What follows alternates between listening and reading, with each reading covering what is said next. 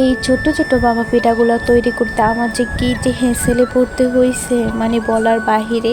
আমি প্রথমেই সকাল সকাল ঘুম থেকে উঠে পড়েছি এবং ঘরটা সুন্দর করে ঝাড় দিয়ে এখানে আমি সুন্দর হাঁড়ি বসিয়ে দিয়েছি।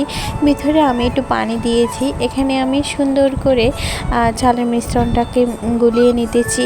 এখানে বাবা পিঠা তৈরি করার জন্য প্রথমে যে মিশ্রণটা তৈরি করা হয় আমি সেটাই তৈরি করতেছি। তো এখানে আমার প্রায় কমপ্লিটে হয়ে গিয়েছে বাবা পিঠার ইয়াটা। তারপর আমি এটাকে একটা চালনি দিয়ে চালতেছি। আসলে এই চালনিটা মানে এত কষ্ট হইতাছে যে চালনিটা চালার জন্য অনেক কষ্ট হইতাছে। তারপর আমি কষ্ট করে চালতেছি। আসলে এখন তো আর আমাদের এগুলার বয়স নাই, এখন আমাদের হাত বড় হয়েছে, তো জিনিসও বড় দরকার, তাই না? তো আমি এখানে একটু ময়লা হয়ে গেছে, আসলে ময়লা আবর্জনা একদমই ভালো লাগে না, তো একটু পরিষ্কার করে নিয়েছি। এখন আমি একটা নারিকেল আর কুড়ানি দিয়ে সুন্দর করে নারিকেলগুলো কুড়িয়ে নিয়েছি। তো তোমরা অবশ্যই কমেন্ট করে জানাবা যে আমার এই নারিকেল আর বা নারিকেল কুড়ানিটা কেমন হয়েছে, অবশ্যই কমেন্ট করবা। তো আমি এখানে ছোট একটা মানে ওষুধের ছাপা নিয়েছি, কারণ এত ছোটো কৌটা আমার কাছে নাই। তো ছাপার মধ্যে আমি সুন্দর করে চালার ইয়েটা দিয়ে দিয়েছি।